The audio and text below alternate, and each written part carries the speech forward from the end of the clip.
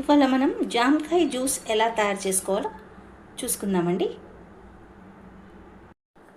ఇప్పుడు మనం జామకాయ జ్యూస్ తయారు చేసుకోవడానికి ఒక జామకాయ తీసుకున్నానండి. నేను పింక్ జామకాయ తీసుకున్నాను. ఇప్పుడు దీన్ని మనం స్లైసెస్లో చాప్ చేసుకోవాలి. ఓకే, ఇప్పుడు ఈ స్లైస్ చేసుకున్న జామకాయని మనం ఒక మిక్సర్ జార్లో తీసుకుందాం. తీసుకొని ఇందులోకి కొంచెం షుగర్ యాడ్ చేసుకోవాలి.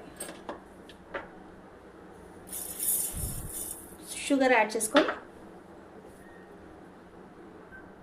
ఇప్పుడు కొంచెం వాటర్ కూడా యాడ్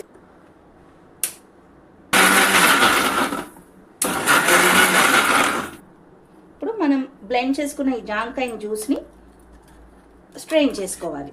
ఇలా ఒక స్ట్రెయినర్ హెల్ప్తో స్ట్రెయిన్ చేసుకోండి. ఓకే,